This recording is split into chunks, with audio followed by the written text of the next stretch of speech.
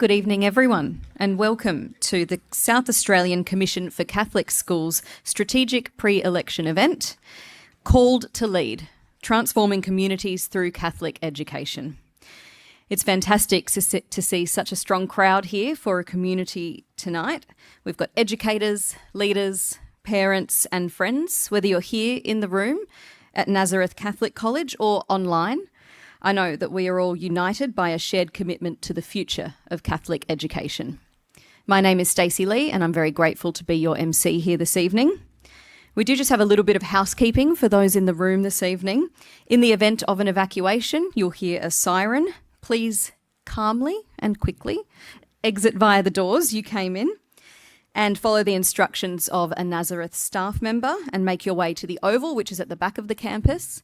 If we have a lock-in, music will sound, and please remain calm and seated and silent and follow the instructions of a Nazareth staff member. It's probably been a while since a lot of us have had to listen to teachers, so hopefully we still remember how to do it.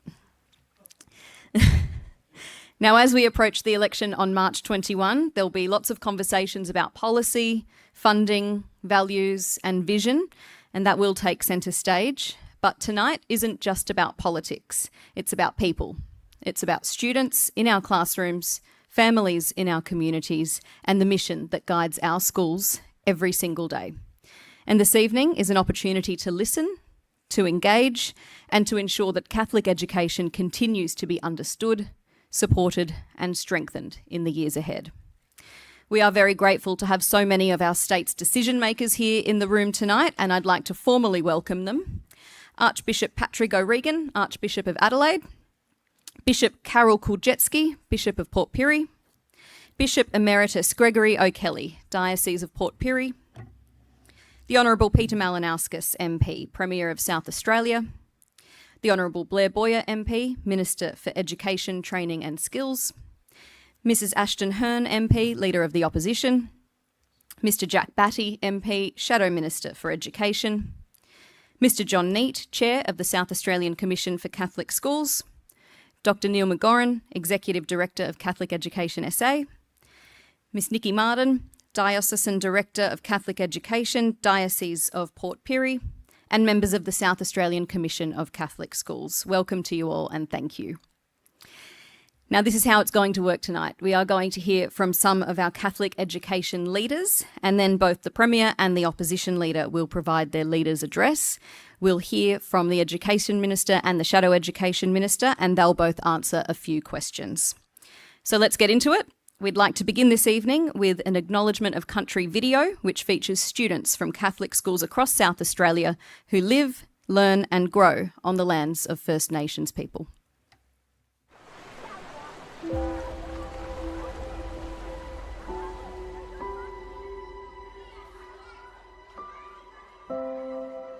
In every Catholic school across South Australia, we live, learn and grow on the lands of the First Nations peoples. across these lands, skies and waters, Catholic education communities come together. We acknowledge the traditional custodians who have cared for country for countless generations. We recognise the profound inherited impacts of historical events while striving for a shared future defined by equity and justice.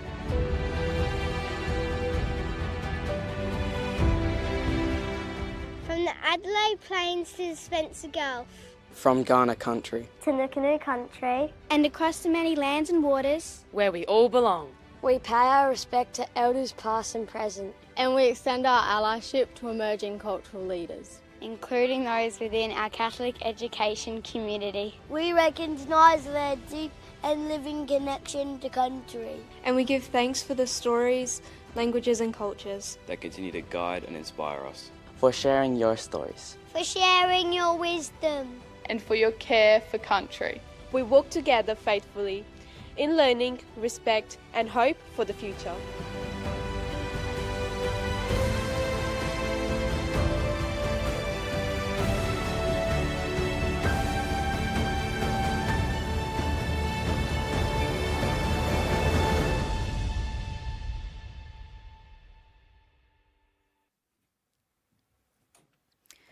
What a great way to start the evening. Thank you to all of the students involved in that acknowledgement of country. I'd now like to invite the Archbishop of Adelaide, Archbishop Patrick O'Regan, to lead us in prayer.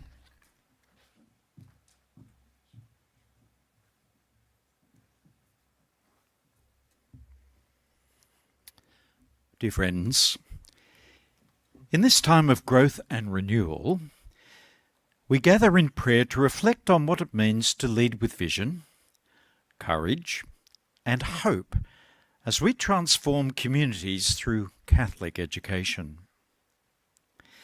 In a world marked by complexity and change, Pope Leo calls us to draw new maps of hope, to build bridges, foster dialogue, and create spaces of welcome and inclusion. He calls all educational communities to shine as lights in the world, holding fast to the word of life. As we continue on our journey towards 2027, expanding horizons and deepening practices, we are invited into this missionary spirit to lead with openness, listen deeply, and shine as beacons of hope in our world, holding firm to the gospel and the life and message of Jesus Christ. And so we gather together tonight in the name of the Father, and the Son, and the Holy Spirit. Amen. Let us pray. Gracious God, guide our CESA communities as we seek to transform the lives of those we serve. May we shine as lights in the world, grounded in courage, trust, and in hope. We ask this through Christ our Lord. Amen. St. Paul writes to the Philippians, "You will shine amongst them like the stars in the sky, as you hold firm to the word of life." St. Paul, in writing to the Philippians, invites us to see leadership as a light that offers hope in times of uncertainty. Stars shine brightest in darkness, reminding us that our mission in Catholic education is to illuminate God for others, students, staff, families, through the gift of faith, integrity, and of love. To hold firmly to the word of life is actually to anchor ourselves in Christ and the gospel. It calls us to lead with purpose, to guide our communities toward truth, toward justice, and the common good. In this way, our CESA communities are constellations of hope.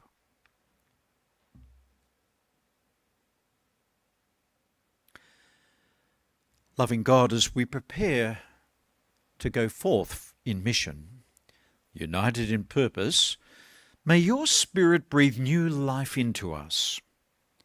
Fill us with the peace, the joy and hope of Christ, who walks with us on the way.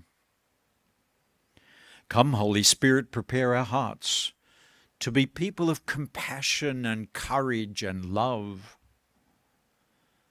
Come, Holy Spirit, prepare our minds to receive your wisdom and to welcome new ideas. Come, Holy Spirit, prepare our hands so that we might build peace, heal wounds, and serve others. Come, Holy Spirit, prepare our community to welcome all into your love. And dear friends, may the God of hope guide our steps and lighten our path. May the Spirit inspire our vision as we draw new maps of hope. And may we go forth to shine like stars in the world.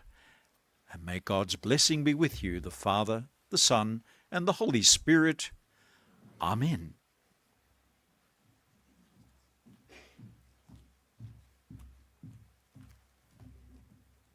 Thank you. Before we hear from our political leaders here this evening, it is important to set the scene and hear some more about the future planning being done by the South Australian Commission for Catholic Schools. So please join me now in welcoming John Neate up.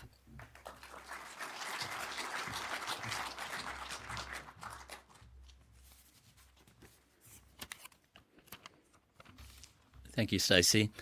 And I add, along with Stacey, a warm welcome to everyone here this evening. And Stacey's mentioned our special guests by name. I don't intend to do that. But I do want to mention our three bishops that are with us. Archbishop Pat, the Archbishop of Adelaide, Bishop Carroll, the Bishop of Port Pirie, and Bishop Greg, the former Bishop of Port Pirie, and one of my illustrious predecessors as chair of the commission. I was asking Bishop Greg the other day, what do you call it when you have three bishops together? He unhelpfully said perhaps a trifecta of bishops. I would have thought a trinity of bishops was perhaps more appropriate, but I'll leave it with you. But I wanted to acknowledge our bishops because it's in their name that we do all we do in Catholic education. They give us the mandate for our schools. They encourage us, they support us, they love our schools and our students, and I just want to acknowledge that. I also want to acknowledge our political leaders that are here this evening, the Premier, the Leader of the Opposition, our Education Minister and our Shadow Education Minister. In a busy time, in these early days of the election campaign, the fact that you're here is important to us, and it's deeply appreciated by Catholic education. It's a sign of your the value you place in Catholic education, and we appreciate that very much. Having said that, we're also conscious that as we are in a campaign, we've entered that caretaker mode of government, and we acknowledge and respect that. I also want to thank Nazareth for hosting us this evening. We've been graciously welcomed. To see Nazareth is to see all our Catholic schools. Nazareth is a vibrant, rapidly growing school. It's a place of welcome and hospitality. It's a place where young people are taught more about themselves, their world and their God. And that is all our schools. That is Catholic education. I was talking to the Principal Brian about Nazareth, and he told me that Nazareth has students and families from over 70 different nationalities and cultural groups. And isn't that fantastic? And that is the story of Catholic education, to be inclusive and to welcome. And in a time when some in society would question that beauty and diversity and would be frightened of difference, Catholic education proudly acknowledges that. This is an important evening. It almost mirrors an occasion exactly 4 years ago, prior to the 2022 election, held under different circumstances with COVID. But it was a similar event where we called together political leaders before the election. And it's a really important occasion because at that event we launched our 5-year strategic plan towards 2027, expanding horizons and deepening practices. Well, we're almost in 2027.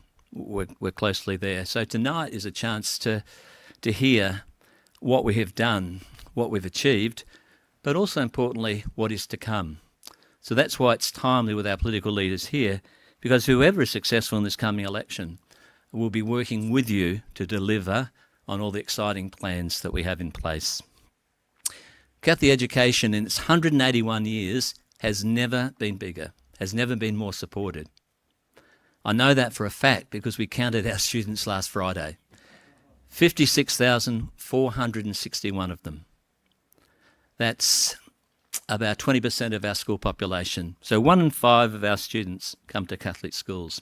And that figure will only increase when our mid-year reception students join us in July. Will probably be over 58,000. And our schools are rich and diverse places. We have 101 schools across the state, ranging from Roxby in the north to school in Mount Gambier, from Port Lincoln over on the west coast to 5 schools in the Riverland, and everywhere in between. We have schools in the suburbs, in the city, on the edge of Adelaide, in our regions and in remote places. And each of those schools are vibrant expressions of places of life and inclusion. We have big schools and small schools. We have primary schools, secondary schools, combined schools, boarding schools, trade schools, preschools. We even have a residential college for tertiary students. So Catholic education is rich and diverse. And as I said, it's never been more popular with our families. And we might ask the question, why is that the case? And there may be many answers to that. But I think fundamentally it's because we're offering something that families and parents and caregivers are being attracted to. We're offering a very good education, but we're offering more than that. We're offering an education in faith. We're making an invitation to our young people and their families to come and see, to explore what it really means, what their place is, and how much they are loved by their God. So it's no wonder Catholic schools are growing, I believe. It's our mission to spread our news, our good message to people. Pope Leo, speaking in Rome just before Christmas to the diplomats, put it much more eloquently than me. He said this of the Church: by her very nature, the Church is always outward looking, turned towards the world, missionary. The Church exists to invite people into the good news of God's love. And that is what we're doing. Catholic schools, in strong partnership with our parishes right across the state, are doing that, are inviting families in to hear the good news of God's love for all of us. So that, I think, might explain why people are coming to our schools in ever increasing numbers. And we're proud of that, and we celebrate that. The position of Catholic education is not to be party political. I was very conscious tonight not to wear a blue or a red tie. I wore green, which could have other problems actually, but that could be for another day. We are not party political. Our starting point is we believe all young people deserve the best education. All young people, whether it be in our Catholic system, the independent system or the public system, deserve the best facilities, the best resources, the best teachers, the best in-class support. That's our starting point. And I think that's important to realise, because there are those that want to divide us. As recently as only last Sunday, there was, I believe, a rather scurrilous article in the Sunday Mail. If you didn't read it, don't waste your time reading it. But at best, it was lazy journalism. At worst, it was deliberately misleading and dishonest. But what it was trying to do was put systems and schools against each other with a complete lack of understanding of how funding works and the responsibilities of Commonwealth and state governments. We resist that. Our point is all young people deserve the best. But Catholic education will advocate strongly for our families, for our students, for our staff. We believe that's very important. We don't ask for a special deal. We simply ask for a fair distribution of the resources. Our parents make sacrifices to send children to our schools. We've made every effort to keep fees down. Our parents contribute to the common good. We ask that that be recognised by governments, and it is. I'll happily recognise that. So that's the CESA position, that the best is deserved by all, but we will be strong advocates for our system. Catholic education wants to have good relations. I believe we do have good relationships with both sides, with both the major parties. With this present government now in caretaker mode, I believe we've had an excellent relationship, largely led by our Minister, Blair Boyer, who's been a good friend to Catholic education, a visitor to our schools. He's met regularly with us, with Neil and I. We don't always agree, but we have an honest discussion and we share wisdom. So we acknowledge that great relationship, and in particular in the fight we've had over mid-year reception, which is a fight that the state government also has with the Commonwealth government. Blair, we've appreciated your support. And Premier, more generally, we appreciate the support of the state government. Last year when you signed the Better and Fairer Schools Agreement, you committed to paying 20% 2% of the schooling resource standard. Now, you're only required to spend 20%. So 22%. You might think, well, that doesn't sound a lot more. Let me tell you, it is a lot more. Each year, that's worth about $20 million for our schools in recurrent funding. That is significant. That is critical for what we can do in our classrooms. And the good thing about that, Premier, was that deal's been locked in for 10 years. I sleep better knowing that. We also had good relations with the Liberal Party and the opposition. In the previous Liberal Marshall government, again, through the Education Minister, John Gardner, we had a great relationship and met regularly, and he was a visitor to our schools. And when the Liberal Party went into opposition and John was still opposition education spokesman, we maintained that relationship. And we've already established the relationship with our new Shadow Education Minister, Jack Batty. I think within a week after he was appointed by the new leader, he had met with Neil and I, and that's greatly appreciated. So we're not playing one side against the other. Catholic Education is committed to working with whoever is elected to be the government, and that's been our history, and that will be as it is going forward. There are many issues key to us, and some of them will be discussed tonight, and they'll be the stuff of the next 4 years as we're working with the new government, and there'll be issues related to the workforce, how we can work with the government to help deliver education for 3-year-olds, how we can work with the government to develop that workforce, particularly in our technical colleges, that's going to be needed. They're key issues, they'll continue. But there's one issue I want to highlight tonight, and this will come as no surprise to the Minister or the Shadow Minister, and that's the issue of capital funding. The Minister Boyer, knows every time I have a meeting with him, I raise it. And in fact, if I forget to raise it, he raises it for me on the door on the way out. And we've had a couple of meetings with Jack Batty. He's heard the similar story. Let me just give you a couple of facts. We receive each year about $15 million in capital funding. This is money we can use on infrastructure, on buildings, on refurbishments, existing sites and new sites. 15 million, about 8.8 from the Commonwealth Government, about 6.4, 6.5 from the state government, so just over 15 million. In the 4 years of this present government, Catholic Education has spent $670 million on capital. You do the sums. This year we are expecting to spend $170 million, and we receive about 15 million. I do want to acknowledge the Liberal Party made a very welcome announcement last week that if they are successful, they will double that capital funding to 12.7, and that is appreciated and that is significant and it is recognised.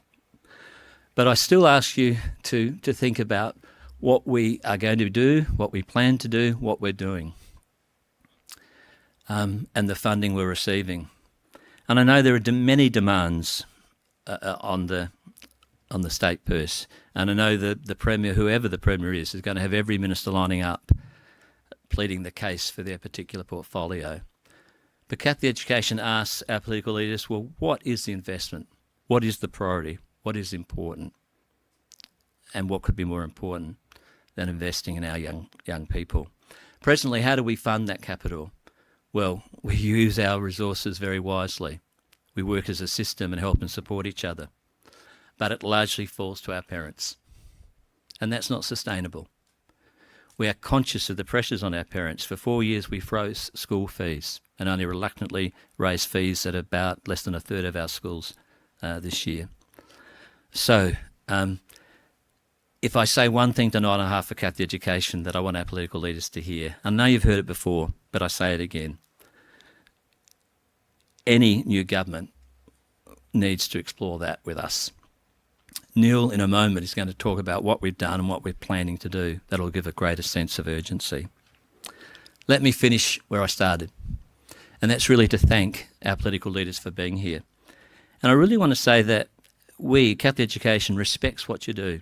We don't have the view that some people would like to criticise politicians. Our view is politicians go into politics because there's a sense of service.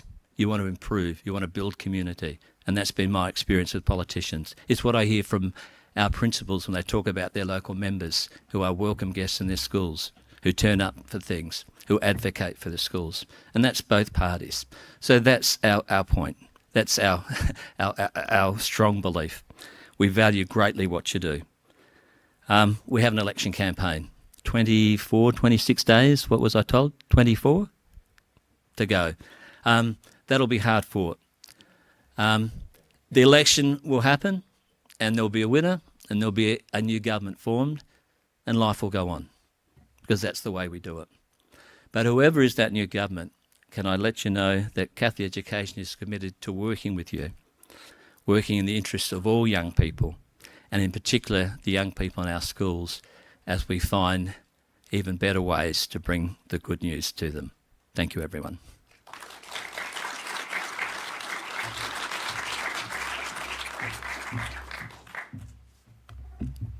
Thank you, John. I think capital funding might come up in the question time, so maybe, I don't know. We do appreciate it.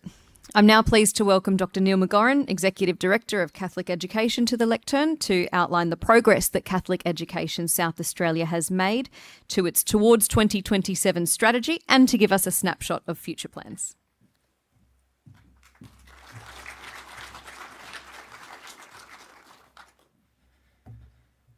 Thank you, Stacey, and good evening, everybody. At a staff day on Monday, I challenged our Catholic Education Office staff to summarise the SAC strategic plan in 3 sentences. And I'm pleased to say that they all did a brilliant job. So when we launched the plan, there were 3 main aims. And the first one, which makes perfect sense, is to ensure an holistic education for every one of our young people. An education of the heart, of the mind, and of the spirit. We also acknowledge, though, that we've been educating children and young people in South Australia in Catholic schools for 181 years. And over that time, we've worked out that some things actually work. And we committed to those, to say, well, how might we do those even more effectively? How might we deepen our practices in formation, instruction, in pastoral care, build our relationships with communities and with parishes? And lastly, we did commit to expanding Catholic education, to being accessible to all, to transforming communities. As John mentioned, we've had significant impact in doing that over the last 4 years. In August, we'll reach 58,000 students. It's a 15% growth over 4 years. And each one of those students attends a school where faith, learning, and culture are integrated. And we've most certainly been open. Our families actually reflect South Australia. There are the same number of families in the bottom 2 socio-education advantaged quartiles as there are in the top. We are South Australia. But somehow, our Aboriginal student enrolment has increased by 55% in the last 4 years. We educate 7,000 children and young people in 19 regional schools, some big colleges, others small parish schools, but each of them integral to their community. 30% of our children and young people have an identified disability. But the thing that I'm most proud of is that in the last 4 years, we've provided 600 scholarships to children and young people under the guardianship of the Chief Executive of Child Protection. Those 600 students currently receive a free Catholic education because education matters. It's important. And as well as chasing equity, we've certainly pursued excellence. We've had thousands of graduates achieve their CESA over the last 4 years. 10,000 of those young people also have a vocational education qualification. And the proportion of A grades received by our students at stage 2 of the CESA has increased by 25%. There's a lot of good going on in our schools and in our classrooms. And as John mentioned, we've made a significant contribution to the economy, but really to communities. After being in the Riverland for 100 years, we opened our first secondary college there. This year it's got to year 12 for the first time. It's beautiful. We opened Compass Catholic Community in Davern Park, a school for 17 to 24-year-olds. It's moving close to 200 young people. But in that place, those young people come to recognise and understand that they are loved, that they have dignity, that they have hope. We opened Western Technical College. This semester it has 311 enrolments from 41 different schools across all three schooling sectors. It's a fantastic and ongoing return on a $3.75 million government grant. We opened this campus of Nazareth. About 800 students come here.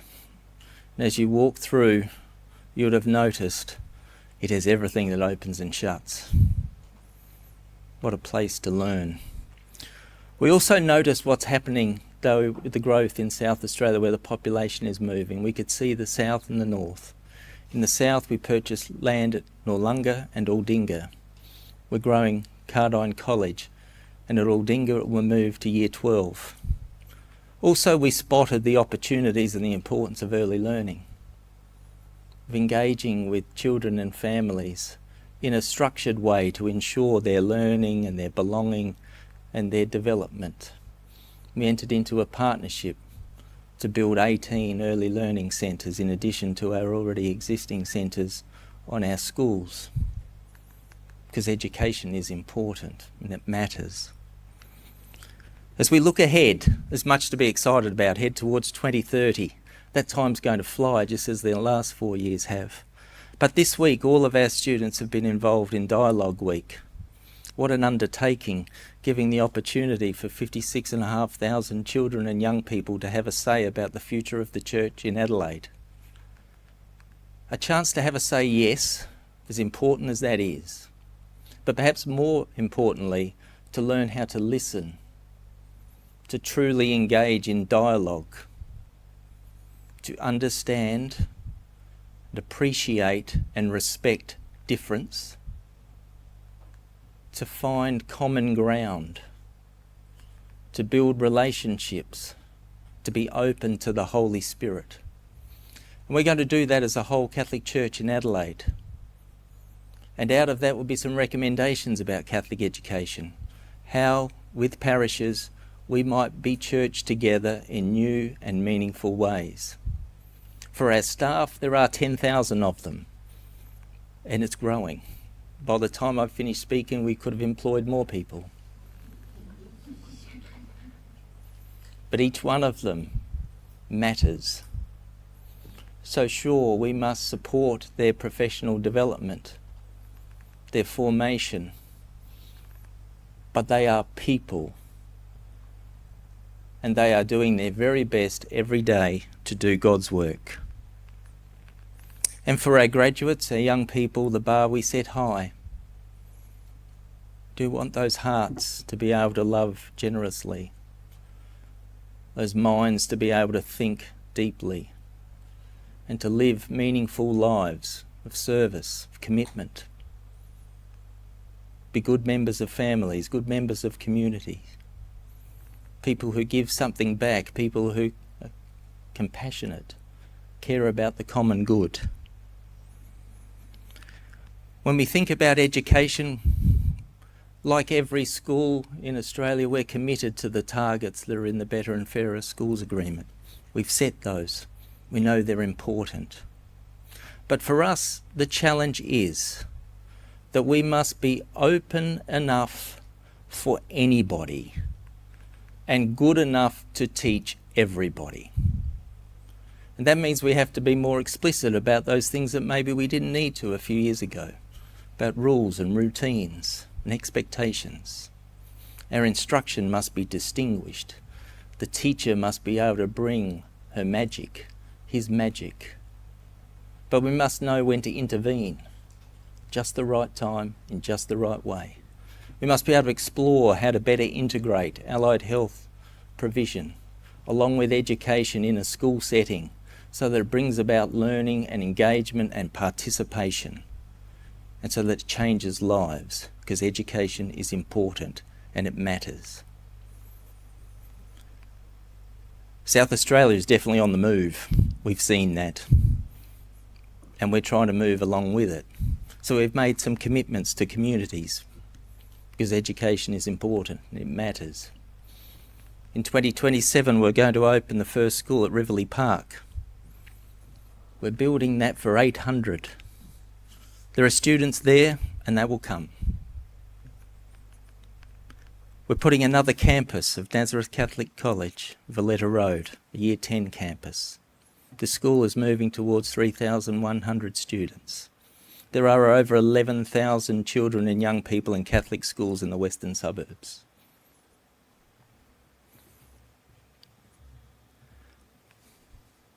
We're also going to open a new primary school at Roseworthy.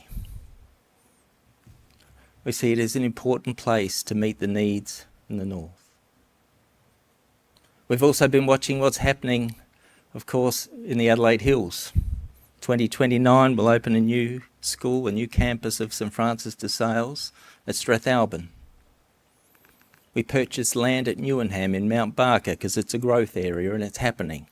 By 2030 we'll put another campus of St Francis de Sales there, because the population needs it.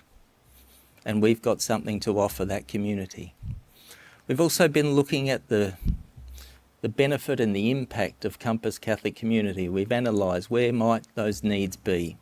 Without doubt, they're present in the Playford Council area. We know that. And Salisbury Council area, but not solely those two. We see an opportunity and a need in the Onkaparinka Council.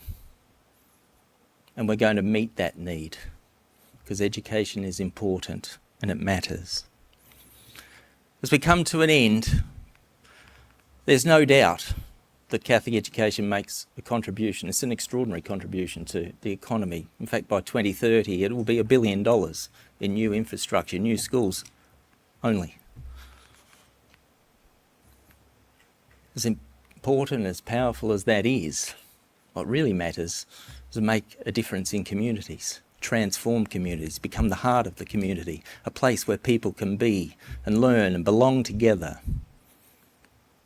where they can dialogue, they can live in hope. And we transform lives, and people here have been the beneficiaries of that generation after generation. Nonetheless, as wonderful as that is, as we look ahead, we are being called to more and to be more. So I'm going to leave the last word to Pope Leo. And in doing so, I actually think he's talking to all of us, not just those of us in Catholic education, but all of us with an interest in education and in young people and the future. I think there's a challenge. How about we take that up together? I ask educational communities, disarm words, raise your eyes, and safeguard the heart. Disarm words, because education does not advance with polemics, but with meekness that knows how to listen. Raise your eyes. As God said to Abraham, look toward heaven and number the stars. Know how to ask yourselves where you are going and why. Safeguard the heart. Relationships come before opinions, people before programs. I appeal to pastors, consecrated men and women, lay people, those responsible for institutions, teachers and students. Be servants of the world of education, choreographers of hope, tireless seekers of wisdom, credible creators of expressions of beauty. Fewer labels, more stories. Fewer sterile contrasts, more harmony in the spirit. Then our constellation will not only shine, but it will also guide us towards the truth that sets us free, towards the fraternity that consolidates justice, towards the hope that does not disappoint. Amen. Thank you.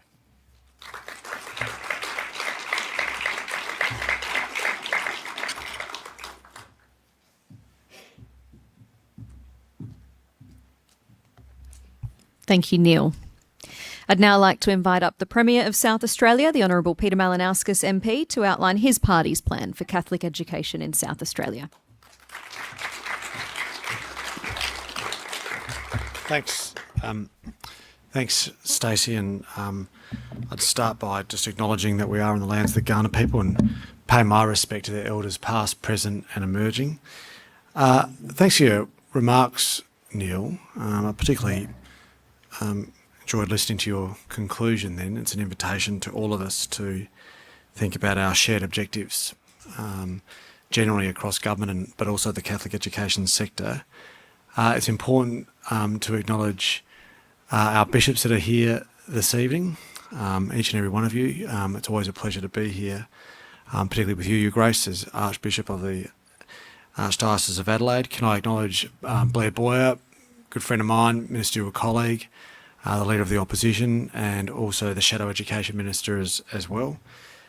John, thank you for your stewardship of Catholic education here, along with the Commission more broadly. And I would start by reflecting on something that you've already mentioned, and that is the valued partnership that we have between the government and Catholic education.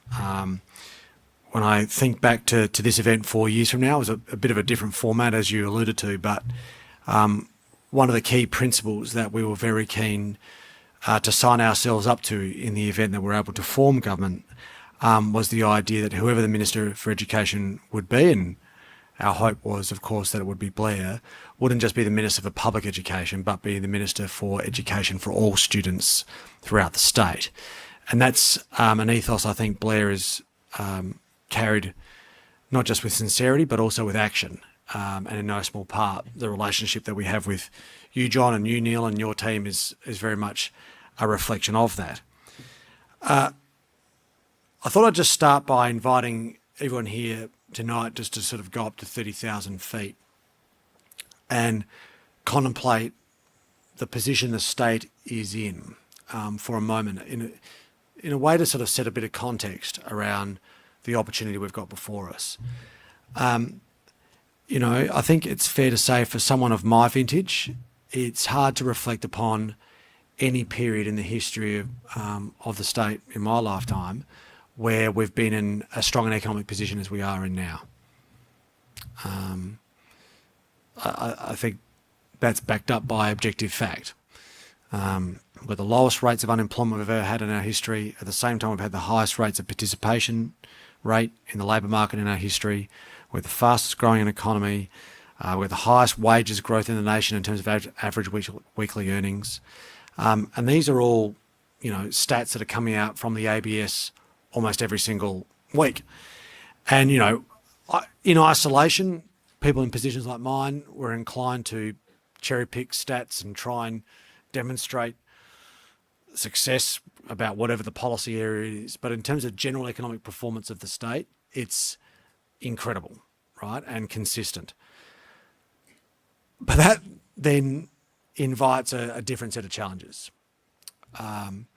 When I go around and speak to employers around the country, around the state, regardless of their industry, and you say, what's the number one issue you've got?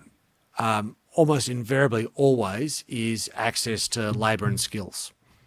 It comes up all the time. There'll be other issues too, like cost of doing business and the like, energy prices. But if I had to pick one that's always at the top of the charts, it's access to the skilled labour that they require to be able to grow and expand their business. Which speaks to the fact that our challenge isn't so much about worrying about where the work is coming from, but rather how we're going to get it done. And if I'm frank about it, this problem is only just at the beginning. Because when we think about the work that is coming our state's way, high-paid, high-skilled work, it is extraordinary, almost too much to comprehend. I could give you a long sort of list. In fact, I gave a speech last week at CESA that sought to outline the challenge we've got before us about the workforce demands, what that means around population, and what that specifically means around skills and housing. And if we don't get these things right, we potentially will miss the most unprecedented of economic opportunities since World War II, certainly since Playford. Particularly when we think about copper, when we think about defence, when we think about space and other sectors of the economy that are growing like a chemistry experiment. And that then invites consideration of the policy that stands to have the ability to provide the greatest impact of a growing economy in forming people's living standards. Housing and skills. That's what it comes down to. And I don't mind saying it's sort of a two-edged or two-sided coin. If we don't get the education and skills right, we don't have the workforce to realise the economic opportunity. But similarly, if we don't have the education and skills right, we deny people the ability to be able to get access to an economy that is thriving. There is no point, literally almost no point, in having a strong performing economy for the sake of it. An economy for the sake of the economy doesn't really mean much at all. But if we translate the opportunity of a growing economy to provide more chance to more people from more diverse backgrounds so they can enjoy improved living standards and be able to provide for their families and their communities, then we're doing something. Then we're getting somewhere. Then we're not just improving their livelihoods in an economic context, we're also making stronger, healthier communities.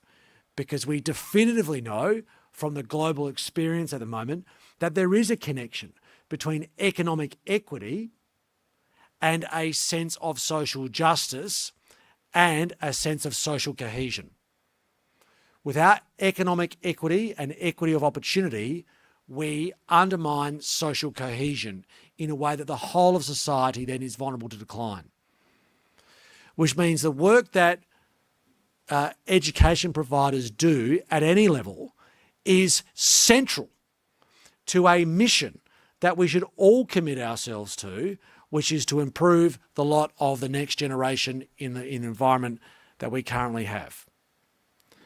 So it would be foolhardy, in our government's opinion, to just focus on public education without giving due recognition to the work that the Catholic and independent sectors do.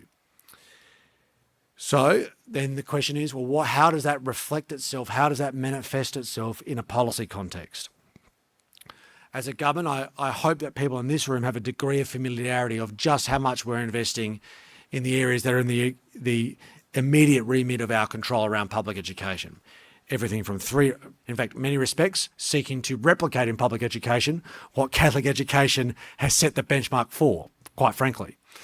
Everything from early childhood education to our adoption of the mid-year intake, to investments in more active inclusion in schools around autism, for instance.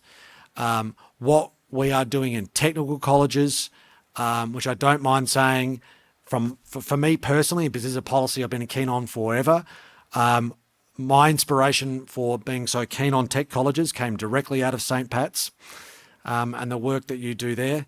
And if you go to one of our tech colleges, you can see the similarities. But also right through to what we're doing to invest in vocational education in TAFE and right up to the university sector by bringing two universities together in a way that we've talked about in this state for a very long time. It speaks to a government that understands the power of education to transform lives. But more specifically, we should contemplate what the partnership looks like with Catholic education in this state under a government, under the government I lead and one that we hope to lead into the future, subject to the will of the electorate. So, first thing, John, I don't know who raised it, if it was Neil or John, about the mid-year intake and the feds. It was you, John, yeah. Well, we're on a unity ticket here, mate, right? The feds burned us on this one, and we've said so publicly, and we'll keep saying privately and publicly. Blair here has been merciless in his critique of the federal government, notwithstanding they're of the same political persuasion, obviously. But what they did is wrong. It was a flat-out cost-saving measure on behalf of the federal budget, and in the scheme of things, for them, it's small beer, but in the practical impact it has on kids and families, it's profound. We sought to replicate what you have done with the mid-year intake. We have done it, and then they've penny pinched at your expense and ours. So we very much commit ourselves to maintain the rage for as long as it takes. In Victoria, they do not enjoy the strength of our fiscal position in South Australia running budget surpluses. We've seen them introduce a payroll tax on private educators in Victoria, which we think is daft policy. I'm very keen to renew our commitment that we will not contemplate any such change in South Australia. 4 years ago, we committed to make an unprecedented investment in rural and regional bus services for the non-government sector to the tune of a bit over $13.5 million. Tonight, I commit ourselves that we will retain in our election costings a funding commitment to be ongoing for the entirety of a 4-year term to the maintenance of that financial commitment to your regional bus services. You mentioned the SRS funding, and this is the big one. Look, for any budget and for Treasury, the one thing they get the most nervous about is recurrent funding. Investing in capital is one thing, but recurrent funding is where all the big money is. And let me assure you that our Treasury officials are alive to the fact that there is no obligation to go above the 20%, but we wanted to do that because we value the work that you are doing, but more than that, you deserve the certainty. I have seen a whole range of organisations, non-government organisations, whether it be in the education sector, but also in other service providers, whether it be in public housing, other areas of social services. If they're going from every 2-year cycle, wandering around what happens next, they cannot plan for the future. They cannot invest into the future. So our 10-year commitment that is locked in, regardless presumably of who is in government, is a step change for the way that we fund Catholic education in South Australia. That for non-government schools is worth $4.8 billion, over half of which goes to the Catholic sector. And I don't think there could be any bigger commitment that any government could make than that one that we were very happy to sign only a short time ago. We have committed to, we're investing in a whole range of areas of the curriculum. The former Liberal government, the Marshall government, made some high quality changes around literacy. And we've backed that up with phonics and numeracy, and we are very keen to make sure that we make available any of those resources to the non-government sector, which is a partnership that has been of value to you, I know, and we seek to maintain that. One of my passions, and Blair's been a great supporter in this regard, is around getting kids off phones. We were the first state in the country to ban mobile phones from schools. It was resisted from some in the public education sector, I don't mind saying, only subsequently for them to come around to the notion. And I note that there have been some extraordinary efforts in the Catholic system. At my son's own school at St. Iggy's, Lauren Brooks has been a magnificent leader on this in my experience. But we've also announced a partnership with WaitMate, which if you haven't heard of as a parent, I'd encourage you, which is about empowering parents in school communities to have a sense of collaboration amongst each other to make a choice to not give their kids a phone until they're in year 8, year 9, year 10 or 11, whatever they so choose. And it's a model that has worked, and we are investing $6.5 million, which is not an insignificant amount for a not-for-profit, to partner with WaitMate to roll that program out, not just at all public schools, but all schools throughout the state. We are paying for that organisation to be available to you should you utilise that service consistent with what we believe is in the interest of kids getting off screens. Finally, yes, we maintain our commitment, not quite at the level that you would like in respect to investment in operating grants for the purpose of infrastructure, but we also continue to maintain our keenness to keep available to you concessional, or in some instances no interest loans that I accept are of a varying value given the nature of the way infrastructure is funded in the Catholic education system, and no doubt you'll have questions that you can pursue with Blair on that subject. This list, and there are a few other things as well, but we make these commitments as a demonstration of our determination to partner in good faith. Which brings me to faith, and where I sort of seek to sort of conclude my remarks. Let me just say from the outset that you do not have to go to a Catholic school to get access to a value system that has a commitment to social justice. You can get that from a whole range of different education services or providers or schools. Having said that, I would be doing the school I went to a grave disservice by not acknowledging the fact that going to a Catholic school had an extraordinary impact on me and my family, and I am very, very grateful for that. That's my own personal experience, and I know that it's now being shared with 56,000 kids across the state. Having social justice at the heart of education, I think is of more value now than at any other point really in history. I don't mind saying I'm a bit worried at the moment about a few forces that are on the rise around the world, and more recently, I don't think Australia is immune to it. The social justice mission that is sought to be ingrained in your programs throughout all of your schools is an invitation for young people to think about things from other people's perspectives, to invite them to approach deliberations with compassion at the forefront of their considerations. An invitation to contemplate, and this school is a really good example, an invitation to think about opportunities to embrace diversity as a source of strength rather than a plaything to generate a sense of division. When those values are being ingrained in young people's upbringings, that should give us a source of confidence and hope that things are going to be okay into the future. My son goes to Iggy's, and his brother will as well. His sisters don't. I win a few arguments every now and then, but at home I lose them, and that's a debate that I wasn't able to succeed in. And the girls go to a magnificent school, right, with really good values too, and I wouldn't say a bad word about it.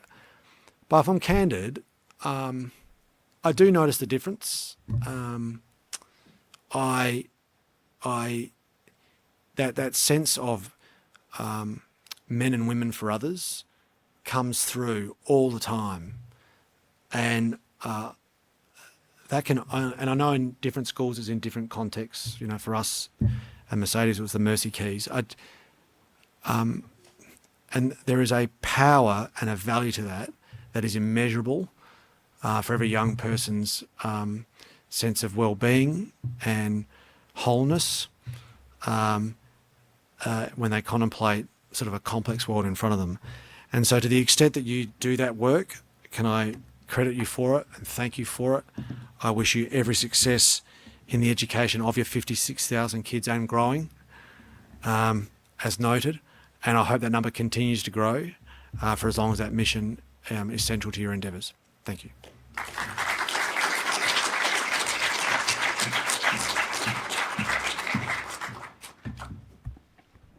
Thank you, Premier. Let's talk about the detail of some of those matters now, please welcome up the Minister for Education, Training and Skills, the Honourable Blair Boyer MP.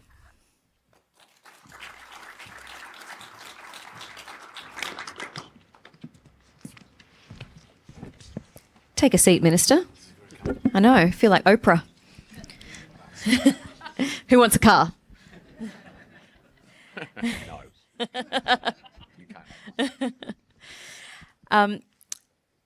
I noticed the smile on the Premier's face when he mentioned capital funding and said, you can talk to the Minister about that in a few moments' time.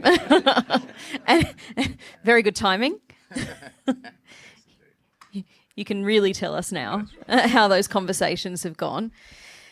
Because as you know, the opposition has agreed to increase the capital funding to $12.7 million.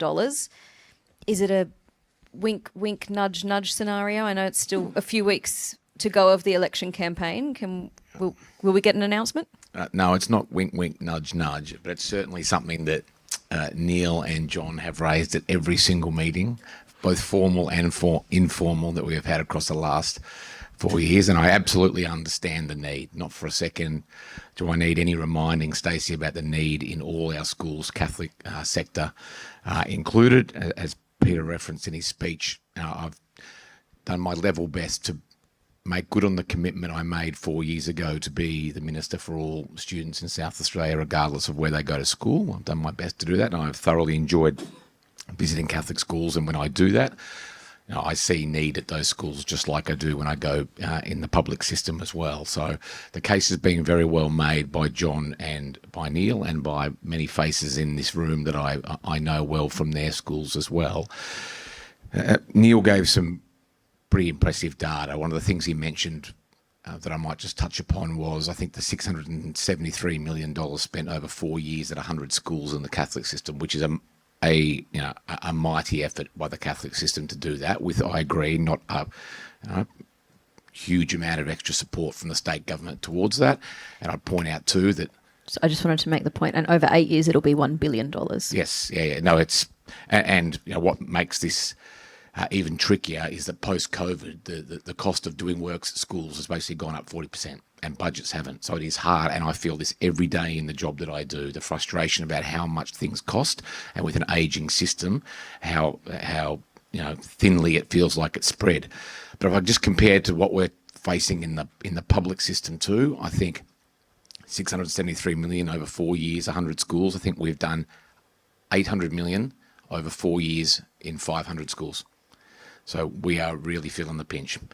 But my commitment to everyone here tonight, but particularly to Neil and to John, is that if Peter and the Labor team is successful on the 21st of March, and regardless of who gets to do this very, very privileged job, I think we are getting much closer to a point where we are going to be successful in getting the federal government, whoever it is, to get back into the business of providing funding for capital infrastructure for public schools. Now, in the 1990s, for a time there, they provided, I think, a third of all capital infrastructure money for the public system. It's now nothing, not a brass razoo, nothing. So the commitment I'm making is that if we are successful at the election, and if we do get that commitment from the federal government, which I'm more confident now than I have ever been before that we can do, then that should be the trigger for a conversation with a re-elected Malinaskis government about increasing the contribution from the state government to the Catholic system as well, because I admit there is need. I do want to support Catholic schools with their infrastructure more, but the pressures that we're under currently in the public system as well are pretty extreme, but that's the commitment I make to people tonight. So a commitment to have the conversation if you're re-elected and the feds change their minds. Can we push you to make a commitment to increase the funding if the feds change their minds on that funding? Yes, I can't. I couldn't be so forward as to presume what the amount would be. But if we get a decent investment contribution from the federal government back into giving some infrastructure money to the public system because they give none, then I can make a commitment. A re-elected Malinaskis government will increase our provision to the Catholic system. I think that is the fair and right thing to do. Okay, thank you for that. Let's move on to another matter now that I know you and your department would struggle with every day, teacher workforce challenge, and it impacts all schools in South Australia. You've announced a new Earn While You Learn pathway, anticipating that 40% of the South Australian teacher graduates will be prioritised for employment in government schools. While strengthening the teacher pipeline for the public sector, which is great, it doesn't currently guarantee benefits for the non-government education sectors. Can you make any specific commitments to ensure that all education sectors, including Catholic schools, of course, have access to pathways and ultimately address the teacher shortages that the Catholic education system is struggling with as well? Yes, and I accept, straight up that the Catholic system is absolutely facing the same pressures that the public system and independent sectors are feeling, not just in South Australia and not just in Australia, I might add, but right around the world. And I think the unfortunate thing is that they aren't going away anytime soon. I can't see that pressure on being able to keep staff and attract staff in schools getting any easier anytime soon. And you're right, we've made an election commitment around pathways through being an SSO in the public system. My commitment here tonight is, we will work with the Catholic system if we are re-elected to see if we can't offer something similar to that. I would like to think that I've got some credibility on the issue because I've been at the national table with other education ministers and Jason Clare for 4 years. And every time we've been discussing what's called the National Teacher Workforce Action Plan, I have sought to make sure that the work that is being done at that national table as best we can is for all sectors, not just for the public system. And I've done that because the pressures that the public system feels are exactly the same pressures the Catholic system feels. And as I said, they're going to stay the same, if not get worse. So I've sought to do that. And regardless of who gets to do this job, if we are re-elected, my commitment is to work with the Catholic system on how we can share the benefits of those kind of innovations we're trying to do across all systems in South Australia. Because I don't think anyone wants to see, penny pinching teachers from here, because we want successful teachers and students across the whole education sector. Exactly. We need to grow. We need to grow the pie, and we need to do something about retention rates, because the retention rate in the first 5 years of teaching nationally is now something like 50%. So 1 in 2 quit and don't come back. And unless we improve that, we're all going to be stuck in this endless kind of cycle of having high staff turnover and probably losing a lot of our experienced educators. And who really loses? Young South Australians. That's who loses if we're stuck in that kind of cycle. What are you doing to try and retain teachers? That's the attraction, I guess, the earn while you learn, but the retention. More support, which the Catholic system is doing really well. Also, there's some interesting data coming out of South Australia, particularly because we are all using special authority to teach. So, and I've been quite frank about, in an ideal world, you're probably not using special authority to teach. My 4th year initial teacher education, people doing their training in schools. But I recently asked for a bit of data to be provided to me around what retention rates look like across those who might be coming into the system through that pathway as opposed to those who are coming through on a more traditional pathway. As I said, nationally, we're seeing that retention figure in the first 5 years at a very, very low 50%. The figure I've seen for special authority to teach at the end of 5 years in terms of retention is 83%. 83%. Now, why is that? I'll tell you why it is. It's because they're prepared for the classroom. And we are sending people into machine gun fire in the education system all around Australia who are not prepared for the modern classroom, because it is not the classroom that I went to or you went to or even Mr. Neat, who's just a little bit older than me, went to. It has changed considerably. It is a tougher, more challenging, more complex place.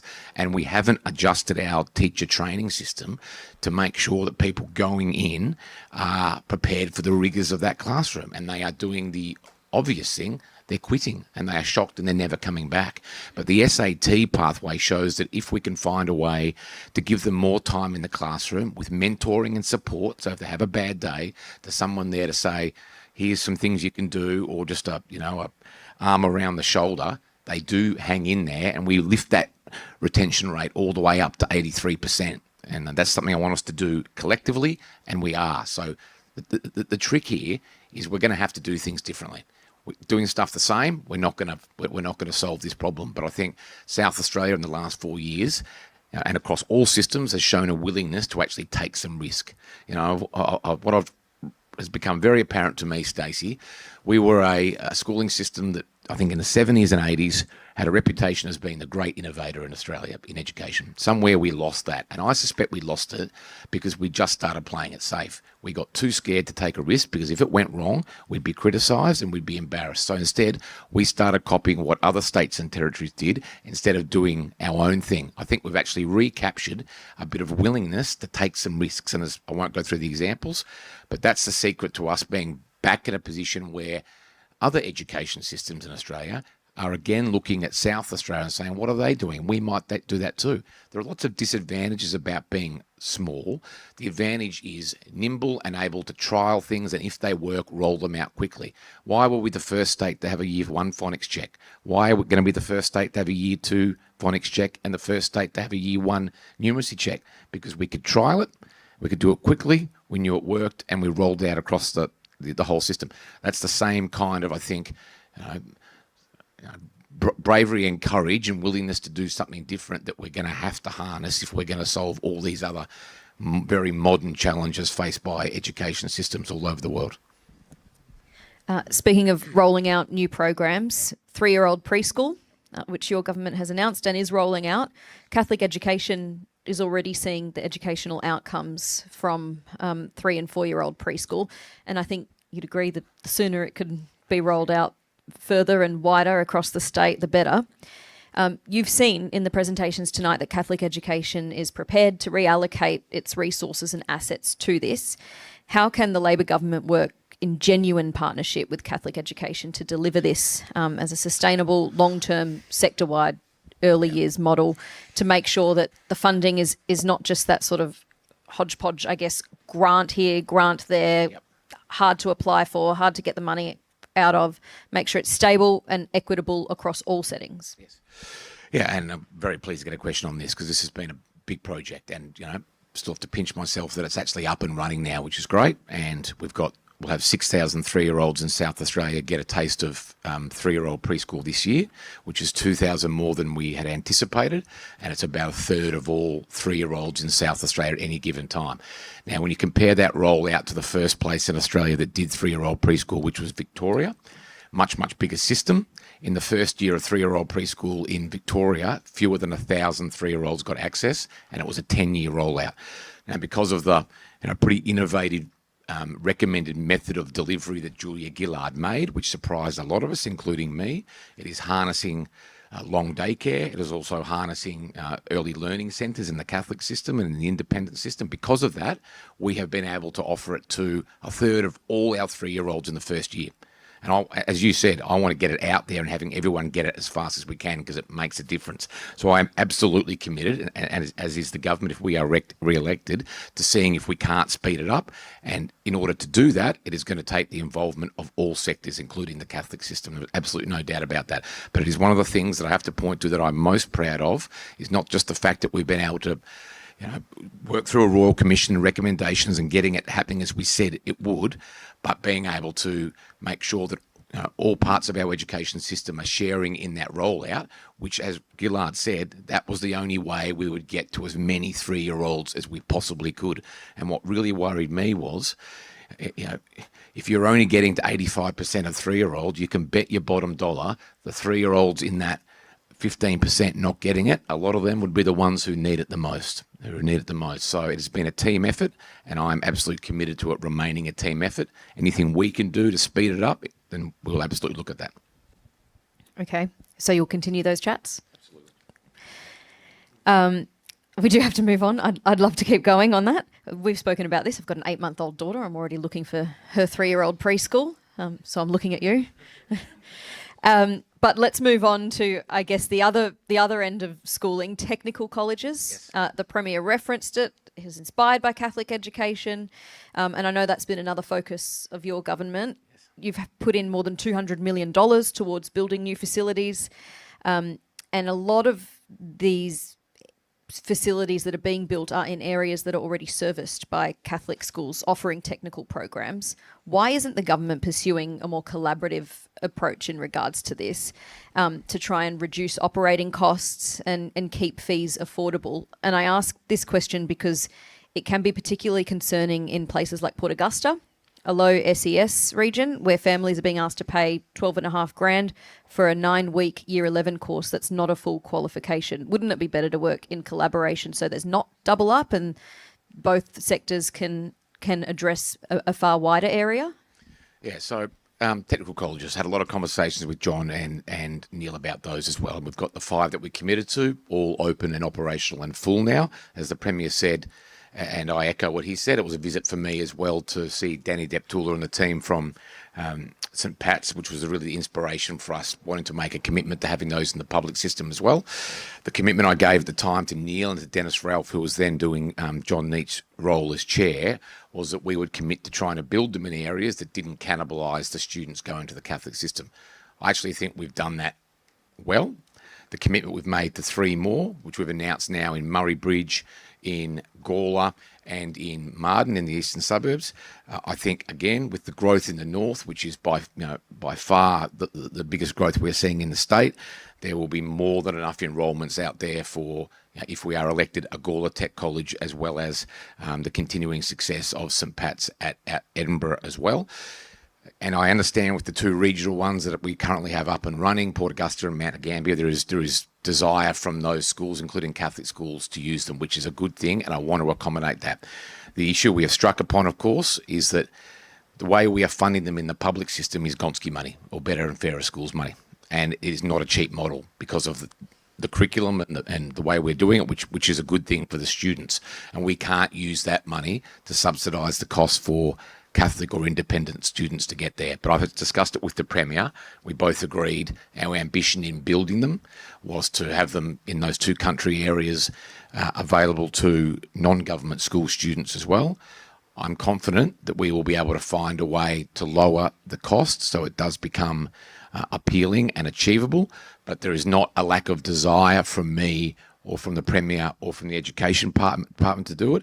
We are just currently bound by the terms of the Better, Fairer Schools Agreement in terms of the money we are drawing upon to fund public students going there. It is that simple, but I still think there are ways through that. And as I said, I am remain committed, as I said when we first announced these, to having non-government school students, including Catholic students at both those regional sites, get access to those great tech colleges. How would that work in the future? Because I guess the ultimate outcome, and when I was informed about this situation, the ultimate outcome would probably be that those Catholic school students, if they have to pay a fee to attend one of the public colleges, would just enrol in the public college. So that's more of a strain on the public system as opposed to a Catholic student coming there to get their education, but they have to pay so much money. So they would just end up enrolling in your school anyway, a lot of the time. And you're right. And we have tried to design the model at the 2 regional colleges in a way so the Catholic system doesn't lose their enrolment, because that was what they wanted, and I understand that. And also put more strain on the public system. Of course, that is true. But the issue is just where we are funding those public school students to go. It is out of a bucket of money the federal government gives us towards public school students. That is the reason. It's not for us not wanting to have non-government school students there. In fact, the opposite is true. It is a matter of us finding a way at getting what the current rate is down to a point where it is acceptable and encouraging for Catholic school students to be able to keep their enrolment at their school, their Catholic school, but also be able to do block training at the technical college. Confident we can do it, but that's the situation as it stands. Okay. In closing, we are running out of time, so just to wrap it up, we've heard a lot about Labor's education policies and initiatives. We've spoken about a lot of them being focused on the public school sector, the Minister for Autism, Disability and Inclusion reforms, teacher workforce strategies target at the government sector. These initiatives address genuine needs, as we've spoken about tonight, and Catholic education strongly supports efforts to improve outcomes for all students in South Australia. However, as you've heard, almost 40% of South Australian students attend non-government schools. These initiatives don't deliver equivalent funding, resources and support across the Catholic sector. Given this, how will a future Labor government and you as a future Education Minister, should you win on March 21, effectively be an Education Minister for all South Australian students? I can give a short and a long answer to that. The short answer Short, is, please. I think I've done that. I think I've done that in my 4 years already. If others have a different opinion, go for it. I strongly suggest that is not correct. If it's me, and there's a lot of hoops to jump through, we have to win an election. I would have to get back into the cabinet, and the Premier would have to say, I'm doing education. That would be great. I don't know what's going to happen. If it's me, you'll have the same commitment that I gave 4 years ago that I think I've very much made good on. If there has been a better relationship between Catholic Education South Australia and a Labor government, then I'd be surprised. I think there's a lot of things that we can point to. The Premier touched on a lot of those. Chiefly amongst them, though, is the 22% SRS. I mean, we can talk about all sorts of commitments. They are all dwarfed by the significance of that commitment that we made for 10 years. If you get a Labor government, you'll have the same commitment from whoever does this job. If it does happen to be me, and I'd be honoured to do it, I will continue to provide the same kind of, got a genuine relationship and willingness to be involved in things that help students at Catholic schools, just like I've done across the last 4 years. And it has been an absolute honour for me to have been able to play that role, Stacey. Minister, thank you. Thank you very much.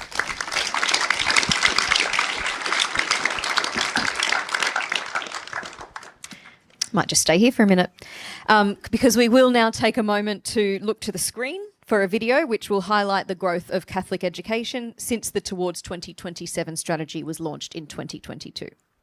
Towards 2027, 5 years of action, growth and impact. Since 2022, Catholic Education South Australia's strategy has focused on expanding our horizons and deepening practices. Our strategy is grounded in our mission, vision, values and purpose as we continue to shape thriving people, capable learners and leaders for the world God desires, and contribute to a more socially just, equitable and hope-filled future.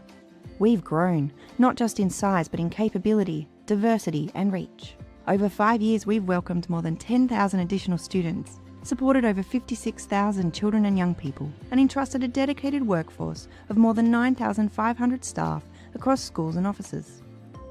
The Living Learning Leading Framework has continued to guide formation, professional learning and school improvement, strengthening practice across classrooms, leadership teams and communities. Across each of these commitments, 4 annual plans have driven concrete action, with the final Towards 2027 annual strategy guiding our work. We launched our strategy guided by 7 commitments focused on faith-centred education, excellence in learning, inclusion and sustainability. Since launching this strategy, we have proudly opened 3 new schools, begun construction on a college at Riverlea, and announced further schools to meet growing community demand. Over the life of the strategy, more than $500 million has been invested or committed to Catholic education across South Australia to ensure every child and young person thrives. Behind the scenes, system-wide initiatives such as expanding early learning and allied health services to strengthening digital systems, wellbeing frameworks and workforce agreements are being developed to strengthen the way we support our schools, students and staff. At every Catholic school around our state, inspired by the life and mission of Jesus, you'll find our staff with the learning, formation and achievement of children and young people in our hearts, helping to develop thriving young people who are comfortable and confident in who they are and ready to make a difference in our world. Right now, we reflect with confidence and look ahead with purpose. Learn more about how we support students to thrive across South Australia at cesa.catholic.edu.au.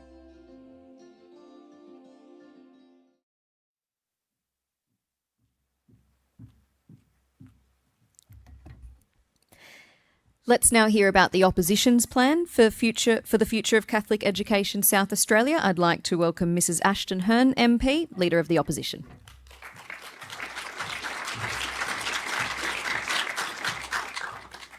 Thank you, Stacey, and it's such a pleasure to be here tonight.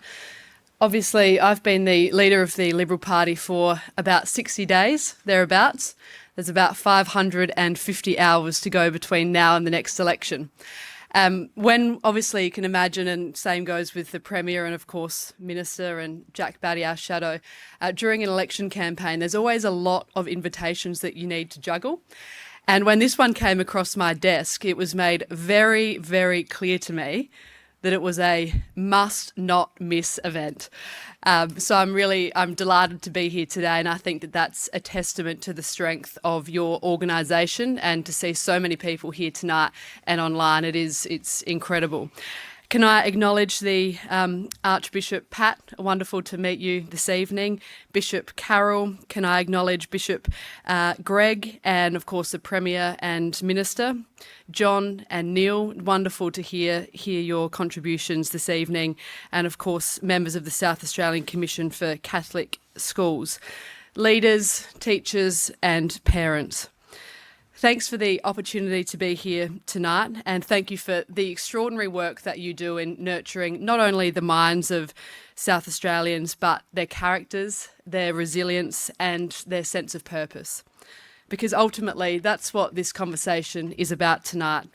It's about the future of our state, it's about the future of our children, and ensuring that these two things remain hand in glove and inextricably linked through getting the important things right. South Australia, I think it's safe to say, and we can probably all agree, that we've always been a place of quiet breakthroughs and steady achievement, whether it be granting full political rights to women, whether it's building industries that have powered our entire nation, whether we look to the strength of our regions, our farms and our vineyards and our mines, and the work that we did to turn that into prosperity for future generations.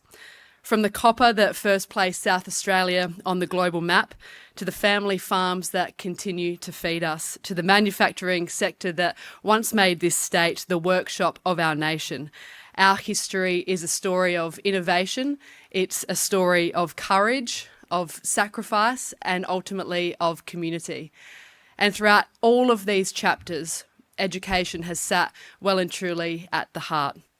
Not merely to prepare young people for employment, but to form men and women of character, of faith, and of service who would go on to build something greater than themselves. And this is the story of Catholic education in South Australia. For more than 180 years since the first Catholic school opened in 1844, you have gone where the need was the greatest, educating children of new arrivals, educating children in regional towns and in remote parts of our state, and educating the children whose families made enormous sacrifices so that the next generation might have the opportunity. And today you continue that mission, educating tens of thousands of young South Australians, whether that be in the metropolitan communities or in regional South Australia, across 100 schools, Catholic schools right across our state, really at the heart of community itself. Across the non-government sector as a whole, around 40% of South Australian students, more than 110,000 young people, are educated outside of the government system. And that is not a small contribution to this state. In fact, that's pretty extraordinary, if you ask me. And it's a profound partnership in the future of South Australia, and it's a partnership that I think needs to be respected, and it needs to continue to be strengthened. As Liberals, our support for families choosing non-government education has never been a new thing. It's never been fashionable, and it's never been transactional. It comes from a consistent and deeply held belief that it is ultimately parents, not governments, who are best placed to decide what is right for their children. We recognise the sacrifices that families make to provide that choice, and we recognise the innovation that is so often begun in your schools, lifted the standard across the entire education system. We recognise that when we support that choice, we're not just supporting a sector, but we're supporting a child. And every child in South Australia, as has been touched on tonight through everyone's contributions, regardless of what school they attend, they're entitled to be supported with a great education. And that has been our consistent record in government, and that will remain our consistent position into the future if we have the opportunity as well to be elected in 550 hours' time. It was the Liberal government, the Marshall government, that introduced the first systemic capital grants for non-government schools in the state, recognising for the very first time that school communities which had carried the full burden of building and maintaining their facilities deserve to be treated as genuine partners in our education system. Under the stewardship of Neil and, of course, now John, those grants have been applied strategically and effectively, particularly in low and mid-fee schools where modern learning environments now make a real tangible difference. And in Renmark, those grants even help to enable the creation of a brand new school. And they achieve something equally as important. They helped keep education affordable for families during a cost of living crisis. This is the practical difference between a philosophy that sees non-government schools as partners and one that sees them as the peripheral. And I'm really pleased just to reconfirm to this group that the Liberal Party, if we are elected, we will double the capital grants to Catholic education and independent schools across South Australia as a basic acknowledgement that, I mean, the Minister touched on it as well, that there is increased cost when it comes to maintaining schools and the materials, and we do firmly believe that the government contribution needs to keep pace as an acknowledgement of that. Modern facilities and high-quality learning environments are critical for students across our state, regardless of what schools they attend. In regional South Australia, access to education as well is shaped not only by what happens inside the classroom, but by transport, by distance to schools, and the additional costs that families bear simply because of where they live. We introduced the first dedicated support for regional and non-government school transport because country families do deserve the same ability to choose as families in the city.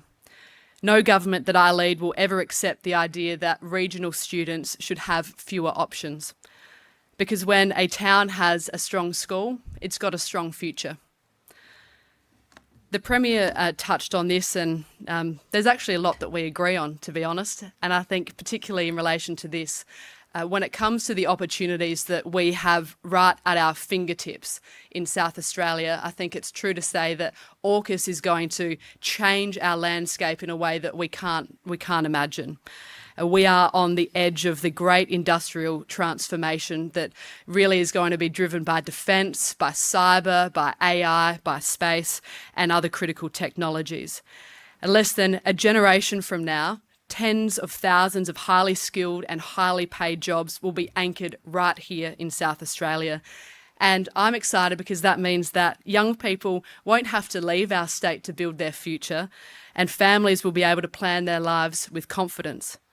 But if South Australia are to build that future and not simply watch it, then we must prepare our students for that future now.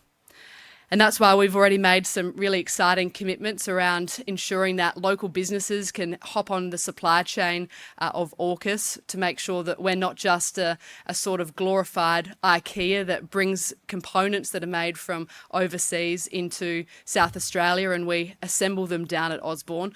We actually want to be making stuff right here in South Australia, and that means preparing our students to do so. We don't want our students of today to be observers in this extraordinary opportunity that they're about to live through. We want them to be participants, and that means that we need local businesses to be able to tap into that exciting opportunity, and that requires the students in your classrooms today to be equipped to lead the industries of the future. But for families to have confidence in that future, they also need to manage the present. And whilst, yes, the economy in some degrees is going extraordinarily well, I think it would be naive to think that there's not an affordability struggle that so many people are going through right now, particularly families. And at a time where cost of living pressures are rising, families are making difficult decisions.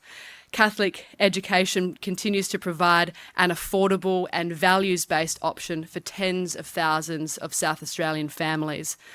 I'm sure that many of you here tonight can see the pressures that families are facing, because when you feel those pressures in the household and around the kitchen table, I think it's fair to say that you would see them in the classroom as well. And families aren't asking for special treatment. They're just asking for a government that understands that it's the family unit that is the foundation of a strong society, and that every single policy should make family life easier and not harder. And that's why our plan for South Australia is pretty simple. It's a few things really, but number one is to make our state more affordable, and we're doing that through really practical things like 50-cent fares for anyone on Adelaide Metro. We're doing that through basic changes to the ways that our GPs can operate, making sure that they can operate out of hours, getting rid of some payroll tax challenges that they've got at the moment, and of course we've got some other policies in relation to stamp duty. Don't get me started on energy bills, but clearly we need to put the handbrake on those. Those measures aren't just abstract economic measures. They are measures that are designed really to make life more affordable for families. They're family policies. And we know that when families are stronger, school communities are stronger. And when school communities are stronger, our entire state is stronger too. If we want young South Australians to design our submarines, lead advanced manufacturing firms and anchor global supply chains right here in our state, then we must form the skills, the resilience and the discipline and the values long before they enter the workforce. And that's why Catholic education is not simply a stakeholder in this conversation. You're central to it. Because education is not just about a curriculum, it's not just about bricks and mortar, it's about formation. In the Gospel, Christ tells a story of a wise man who built his house upon a rock and a foolish man who built his house upon sand. And when the storms came and the wind blew, only one foundation held firm. That parable has endured today because it speaks to something that every educator in this room, and indeed every parent in this room, knows and understands instinctively. That the foundation laid early in life determine how steady a person will stand when those challenges inevitably come. Education is that foundation. Not just knowledge, but discipline. Not just information, but values. And not just skills, but character. Catholic education has always understood that you don't prepare young people for a calm and predictable world, because the world is far from calm and predictable. You prepare them to stand firm when the storm inevitably comes. And that's the exact kind of formation that South Australia will need for the future that is now within our reach. And when I think about the future, it's hard to look past my little son. I've got a 21-month-old son, little Rupert, and I want him to know, in fact, I want every student to know, every young child to know that their best opportunities can be found here in South Australia, that they no longer have to look across the border to Sydney or Melbourne or overseas to Hong Kong and New York, that they can find their opportunities right here in South Australia. I think that's really exciting. That's an opportunity that my team and I are excited about, that we're planning for if we have the opportunity to govern on March 21. We want a state that honours its history, a state that builds its future, and a state that forms young people not just to be successful, but to be good citizens, good neighbours, good leaders. And that is what Catholic education has done for generations. And that's why you are such a critical partner in the future of South Australia. And so tonight I say this very clearly. We see Catholic education. We respect that the work that you do, and in our commitment that we've made to one of the long-standing issues that you've been talking about with governments of both political persuasions, we're committed to that as just one lever so that you can continue the good work that you do. A government that I lead will work constructively with you and respectfully with you to ensure that the work that you've built over the last 180 years not only continues, but that it grows into the future. The future of South Australia is bright, And if we get the important things right, the next generation won't just simply inherit that future. They will lead it, and they will lead it with your support. So thank you so much for the opportunity to be with you tonight. I acknowledge the work that my Shadow Minister, Jack Batty, has done in the short space of time that he's had in this role, but he's really looking forward to his Q&A with Stacey Lee. And thank you so much for taking the time to be here tonight on what I know is a really important evening. Thank you so much.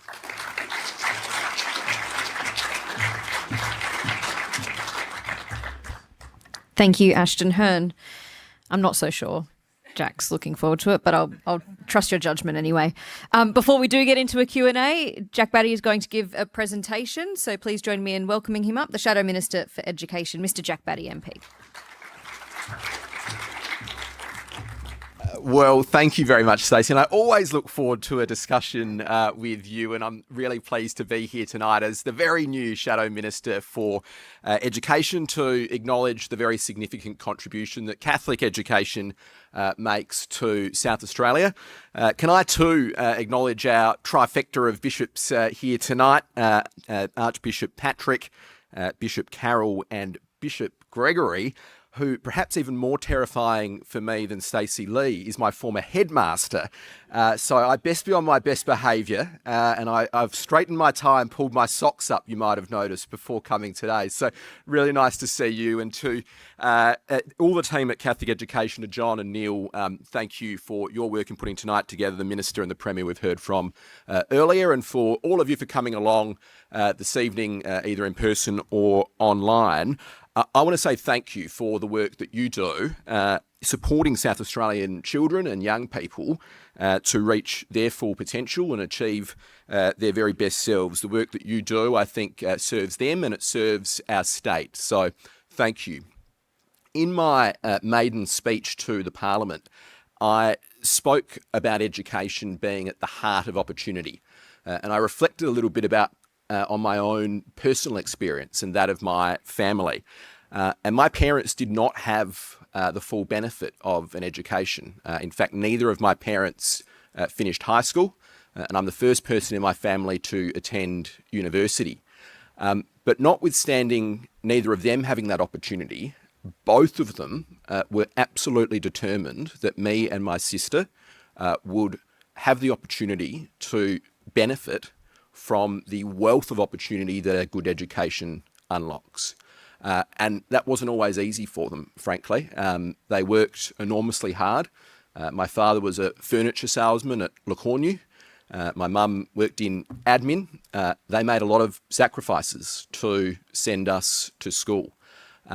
Sacrifices that they describe as the best investment that they've ever made. And as the very happy and grateful beneficiary of that investment, I want to say that I value the sacrifices that so many of your families make to send their children to Catholic schools and indeed to independent schools. I appreciate the choice that your schools offer families who want a Catholic education, as my parents did. And I recognise the very strong role that you play in educating South Australians. And as the new Liberal Party spokesperson for education, I'm also proud that our party has always had a very strong and positive relationship with Catholic education, and we've valued that contribution as well for a very long time. With me as the Shadow Education Minister, the Liberal Party will continue to support the freedoms that are valued by Catholic schools and the principles that underpin the financial support that puts the choice of school within the reach of so many thousands of South Australians that might not have otherwise had that opportunity. Every family, in my view, should have the power to exercise the choice that is right for them when it comes to their children's education. As the leaders already noted, in recent years, the reforms promoted by the Gonski Review have gone some way to putting to bed those tired old arguments about funding for non-government schools. They do still come up from time to time, particularly with some of our more left-wing friends in the Parliament and left-wing parties in the Parliament, who I think some of them would probably love to cancel funding to non-government schools altogether. But we have a consistent record in the Liberal Party of support for suitable funding for all schools and acknowledgement of the entitlement of every child in our nation to be supported with a great education. The Gonski Agreement went a long way towards this, but we recognise that it is imperfect, and so a range of extra supports have been put in place when we were in government, and we remain committed to those supports, including the 22% schooling resource standard that we've spoken about already tonight in the recently executed 10-year Better and Fairer Schools Agreement. We, of course, will continue that support if we're elected into government in a few short weeks. That sort of long-term funding, as I think the Minister has rightly pointed out, provides certainty. It provides support for ongoing efforts to improve outcomes in literacy and in numeracy, extend STEM learning, strengthen student wellbeing, enhance teacher workforce support and leadership development. It enables you, importantly, to undertake that long-term planning that we know is required with a degree of certainty, and hopefully our commitment tonight as well as a bit of a reassurance of, regardless of who is in government, you can have that certainty to invest for the long term. Aside from the recurrent funding that we agree on, the other key aspect of funding that we've spoken a lot about already tonight is with respect to infrastructure and capital. Historically, this hasn't been a huge role for state governments when it comes to funding infrastructure in non-government schools. Indeed, the first of those systemic grants came in under the Marshall Liberal government, and what we heard tonight is our commitment to double those grants, because we're of the view that every child deserves great facilities regardless of what school they're going to and what sector they're in. The impact of these grants that we've already seen, especially in some schools in the sector which might be of some more modest means, has been really significant. Students have had access to more modern, fit-for-purpose learning environments, reducing the impact of potential extra fee rises that may have otherwise been necessary in a cost of living crisis. We're also acutely aware that the cost of school capital works has increased dramatically over recent years, and we think it's only fair that that relatively modest government funding also keeps up accordingly. So we look forward, if we are elected next month, to working with Catholic Education to ensure that these extra funds have the most significant impact. And I'm particularly attracted to the opportunity that this funding might provide to support greater facility development at schools in the low to mid fee range, where we know there's a demonstrated increased need for places as well. We know also there's significant demand for Catholic schooling in a number of growth areas across the city and indeed the state. And we've heard from you tonight about your plans for the long term. And I think some of these school communities who are often doing a remarkable job and achieving good results are sometimes doing it in fairly modest circumstances. So a bit of support to upgrade infrastructure might make a world of difference, just as some well-timed grants to areas where there's rapid growth across the state might make a world of difference in ensuring those growth areas become really successful communities with really great school offerings. So it's a great investment for taxpayers. It's beneficial for students, for families, for school communities. And if elected, I really, really look forward to working with John and Neil and the team to make the most of this opportunity. Two other issues very briefly of funding that I wanted to quickly make our position clear on that we've already spoken about this evening. First, mid-year reception, and of course the South Australian Liberal Party strongly supports mid-year reception, and will similarly fiercely advocate with our federal colleagues to ensure that it's funded at all schools regardless of sector. We will, I think the Premier's words were, maintain the rage, and we can rage as well, because we think it's unjust and frankly contrary to the spirit of the fairer funding reforms that the state government, who is the majority funder of public schools, would be supporting mid-year reception intake, whereas the Commonwealth, being the majority funder of non-government schools, would not. So we think there's a big opportunity there, and we commit to doing that if we are elected.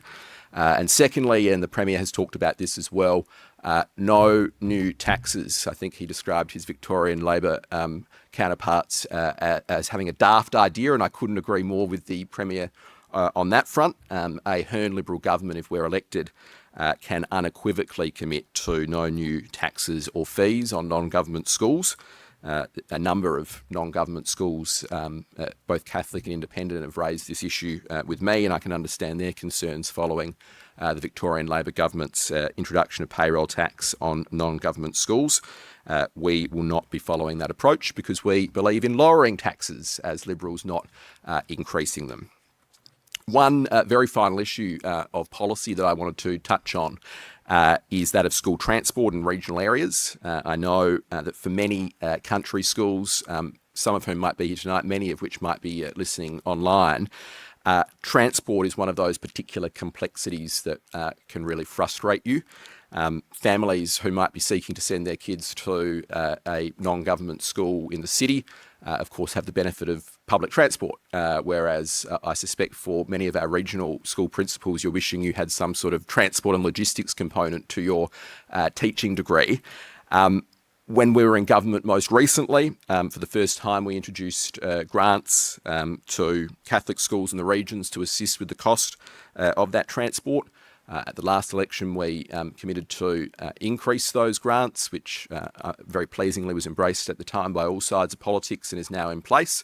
I think it was due to expire at the end of this year, or at some point this year, and I was very pleased to hear the Premier tonight commit to continuing those grants over the next 4 years, and I can similarly make that commitment this evening that if a Hearn Liberal government is elected, we will continue that grant funding for regional transport, and we'll continue to work with you and talk to you about other issues that you've already identified with me about accessibility, but also some safety and antisocial behaviour concerns on some of these routes as well.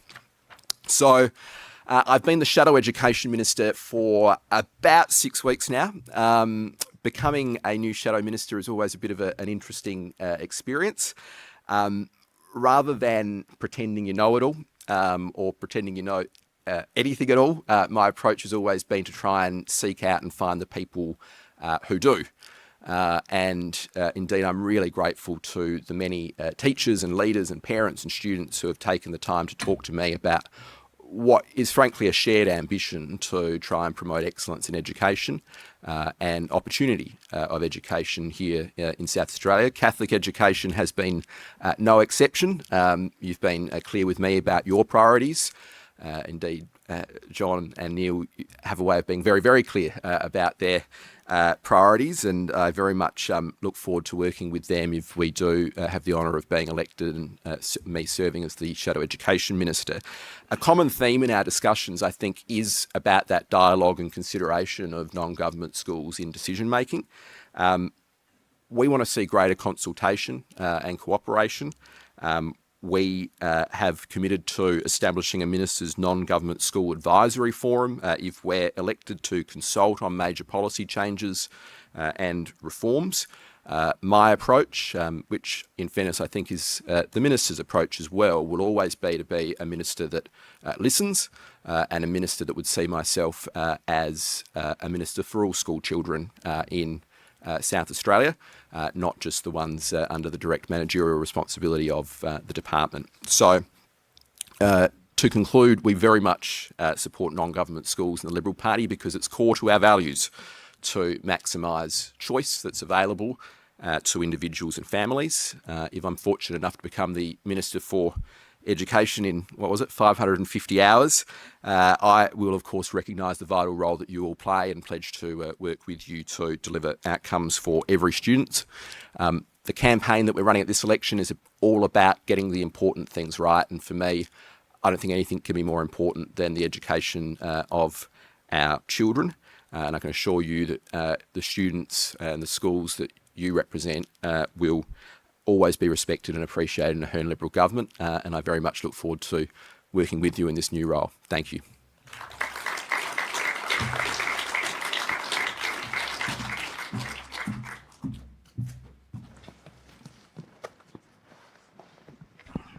Please step into my lounge room. Thank you for that.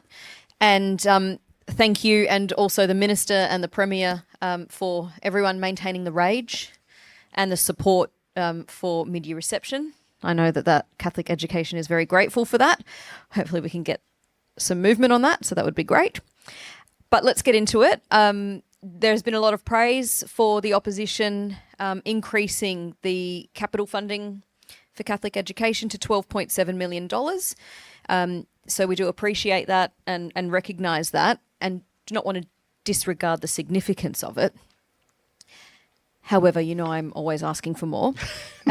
So you've seen the projections on how much the Catholic education sector is intending to grow in years to come and how much it's grown over the last few years. Is that $12.7 million a static number, or can you look at indexing it to increase as enrolments in the Catholic sector increase? Both you and the leader acknowledge that the government, your government, if you were to be elected, would need to keep pace. That would be a good way of keeping pace. More, hey? When I first met with John and Neil, I think, it was within days of becoming the Shadow Education Minister, and I think it was John who said to me, to start the conversation, he said, today is day 3 of the test match and I'm missing this to meet with you. And I thought, this is off to a terrible start. So I said to him, what do you want? And then he gave me this very, very long speech about how the capital grant funding is just not nearly enough. And as you say, and we've said, it's just not keeping pace. So we're delighted to make the commitment to double that funding. The funding at the moment is indexed, so that commitment to double the funding will also be indexed over the 4-year term. But I'm sure when I meet with Neil and John next, it's going to be a request to triple it. And we, of course, will keep talking to Catholic education and to the whole non-government sector and indeed others in the education sector about ways we can work with you. But we think this is a really significant commitment. It comes from the starting point that every child should be going to a great school with great facilities, regardless of what sector they're in and what school they go to. And we've got over 100,000 children in South Australia being educated at non-government schools. I think you said the number 40% earlier. We know those schools have really diverse communities. They've got really diverse needs, but they've also got similar needs to every other school in the state as well around enrolment pressure and ageing facilities. And we think this is a really great investment, making sure these grants are just keeping pace with what we know is hugely escalating costs. If they don't, what happens? Well, I think school fees go up, basically. And we are really, really focused in this election campaign on the issue of affordability. And I think for many families, school fees is part of that. We don't want it coming out of the family budget. And we also want to make sure that the choice of a Catholic education is truly accessible and open to everyone. And I think this investment, doubling what was a fairly modest commitment, goes a long way to doing that. Maybe I used the wrong word by saying indexed, because that would be indexed to CPI, you're saying, in the budget. Would you look at linking it to enrolment? So as enrolments in the Catholic education system grow, so too does that funding? Well, our commitment as it stands is to double the funding that's currently available. Of course, I appreciate that everyone is always going to want more, and the more you do, the more you'll see the need to do more. So to that end, I'm not going to commit to much more today. I'll have to have another coffee with John. But what we can say is we do want to have that coffee. We want to keep talking. We want to have a really constructive relationship with Catholic education. And we acknowledge that just as schools in the government sector are facing enrolment challenges or issues with ageing buildings or issues around accessibility at buildings, so are schools in the independent sector, so are schools in the Catholic system. And that's what this commitment is designed to try and help with. Thank you. We'll organise that coffee ASAP. Let's move on to teacher workforce challenges. If elected, how will the Liberal Party ensure that the teacher pipeline initiatives support all schools in the Catholic sector as well as in the public sector? And it's not just the public system that's prioritised in those programs to try and get more teachers into the industry and retain them. I think workforce is possibly the number one issue that gets raised with me in my very short time as the Shadow Education Minister. Indeed, it's an issue that gets raised with me in other portfolios as well, and I've sparred with the Minister with respect to police workforce as well. In a competitive labour market, it's a huge challenge in so many different areas in our economy. For me, I guess it's about interrogating the reasons why we have some of these problems. So a recruitment issue is one thing, and the Minister's spoken a little bit about that, which is great. Retention is another really key issue. Why is it that in the government sector, so many of our early career teachers are deciding it's not for them? There's a really alarming statistic about teachers in their first 5 years in the job deciding that they want to do something different. So for me, it's about having that conversation and working out what's going on there and trying to help. When we're having that conversation, I think it's really important that the non-government sector is part of that. I'm sure there's lots of great work that's happening at government schools being led by this government around retention. I'm aware of the Empowering Educators to Thrive initiative, which is looking at various workload concerns and potential red tape concerns, basically having an aim of getting educators back to educating. And I'm sure some of the outcomes of that sort of work could be applied in a non-government setting. I'm also hugely conscious, though, that the work we're doing to try and recruit a workforce in government schools should never be coming at the expense of non-government schools. And we've always got to be conscious of decisions we're making in the government sector, how it might be having unintended impacts on the non-government sector. I don't want to be robbing teachers from the non-government sector. I'd rather be, frankly, robbing them from interstate or somewhere else, or training up a whole new workforce. So, again, looking at as a sort of cross-sector approach, I guess, is the best way I can answer that question.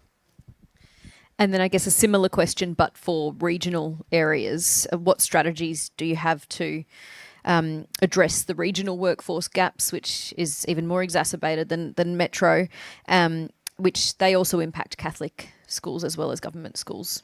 Yeah, and again, one of the number one issues raised with me with respect to workforce is in our regions. There's a variety of incentives that are offered for regional teachers in the government sector.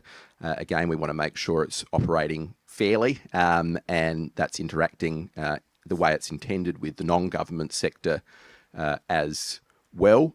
I think, as Ashton noted in her speech, any government that she leads isn't going to find it acceptable to simply think just because something in the country might be more expensive or a little bit more inconvenient, then you should just be grateful for whatever you get. I mean, Ashton, who grew up on the family farm and went to Noriupta High and Anguston Primary, would never find that sort of approach acceptable, and neither would I. So we're very conscious of making sure we get the workforce we need in our regions, but again, not just for government schools, non-government schools as well. And I realise it's only been, what did you say, 60 days in the job? Yeah. Ish. Are there any strategies that the opposition has come up with yet to try and address the shortages? Well, we've committed to continue many of the initiatives that are already happening, particularly in the country, when it comes to those incentives and loadings that are available to country teachers, just as we've committed to continuing initiatives like the Empowering Educators to Thrive. What we will do, of course, if we're elected, is through our advisory forum for non-government schools, is want to sit down with you and make sure you're an important part of that conversation. I'm not going to be a minister that just gets my brief from the department telling me what to do. I want to engage with you as the non-government sector and at the coalface to find out how we can be better helping you. On the advisory board, have you put your mind to how that will be set up, how it will look, how many people from Catholic education will be able to be on it? It's going to be a big chair for John and Neil, and they're going to speak for a long time at me. They'll like that. Let's talk about inclusive education, which is a big focus for Catholic education. How will the Liberal Party, if you're elected, ensure that students with additional needs in Catholic schools, and I think was the stat about 30% of students in Catholic education have extra needs. How will your party ensure that those needs are met and are not left behind when new disability and inclusion initiatives are announced in government schools? Yeah, well, I think my sort of starting position is that every child deserves access to a really high quality education so they can realise their full potential. And for many, we need to make sure that we have inclusive policies to do that, and whether it's disabilities or others with vulnerabilities, we acknowledge that it's more expensive to do that often. A lot of this, I hope, is somewhat addressed by Gonski and indeed by the 10-year 22% SRS funding agreement, which has certain calculations and arrangements for vulnerabilities as well. We, of course, would continue that, but we also want to continue the conversation with the non-government sector to make sure it's working fairly for you as well. 3-year-old preschool. Is the Liberal Party supportive of it? Well, like you, I have a little 6-month-old baby at home who, and I've I'm very, very happy, but I'm very, very tired. And I've also very much developed an interest in early education and the importance of those first 1,000 days and the recommendations, of course, from the Royal Commission. The Liberal Party supports 3-year-old preschool, and we would continue its rollout if we are elected. We've raised a couple of issues about the commitment 4 years ago, including the timing of the rollout. I think many were under the impression that it would be a truly universal 3-year-old preschool by 2026, and that obviously hasn't happened and won't for quite some time. I think many, frankly, were also probably under the impression that it would be sort of free 3-year-old preschool, similar to what it is for public preschools. And again, that's not what it's being realised as. For me and with this audience, we of course very much recognise that Catholic ELCs, Catholic schools with ELCs, are really, really high quality early education providers. And as we've committed to this continued rollout, we want to work with you as part of that rollout to deliver 3-year-old preschool. And will you continue to have conversations surrounding the funding to assist with the rollout in Catholic education, so it's not, as I put the question to the Minister, a bit hodgepodge and a grant here and a grant there? Could you try and streamline that funding so it can be equitable across all sectors? I suspect we'll be absolutely having those conversations. And as I say, you are really important partners when it comes to early education. You've been doing it better than most, before most, for quite some time. So we want to work with you. We want you to be part of that mix. Are you supportive of technical colleges? If you were elected, will you continue the rollout of those as well? There's nothing wrong with the concept of technical colleges. We absolutely recognise the need for every young person in South Australia to be able to have a skills education, to develop those skills they need in what's a really dynamic economy now, and importantly, I guess, for the state to have the skills it needs to realise all of the opportunities of AUKUS or of the digital transformation and everything else we've spoken about already tonight. Nothing wrong with technical colleges and building new schools and investing in other schools, and we've made some commitments of our own around VET and STEM at particular schools around the place. We also, in the former government, had very big commitments around apprenticeships and flexible industry pathways, which we continue to be very supportive of and have announced apprenticeships policy of our own. Indeed, we have another Shadow Minister for Skills, Dennis Hood, who has spoken a bit to that as well.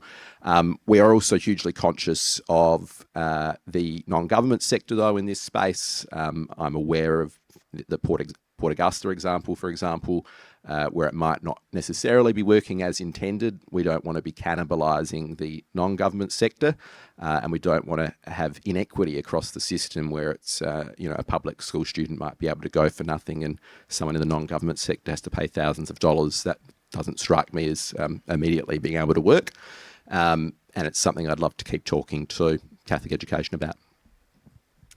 We are running out of time, so just in closing, we've heard tonight 40% of South Australian students are educated in Catholic and independent schools, and Catholic Education continues to advocate for a whole of system approach. So every child, regardless of which school they go to, can benefit from the equitable investment, support and access to statewide initiatives.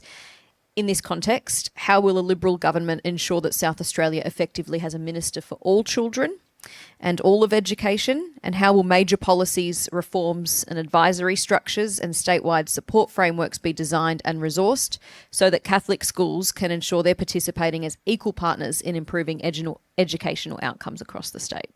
Yeah, well, I've spoken a little about the fact that we want you as part of this conversation every step of the way.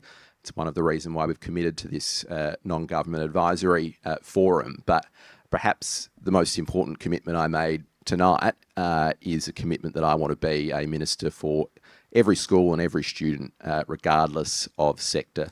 That's a commitment I make tonight. If I become the minister in 6 weeks' time, you can keep reminding me of it every single day, because you play such an important role in educating the non-government sector. 40% of South Australian school students, every single one of those students, regardless of sector, deserves a great education at a great school, and that's going to be my priority if I become the Education Minister. Okay, Jack Batty, thank you.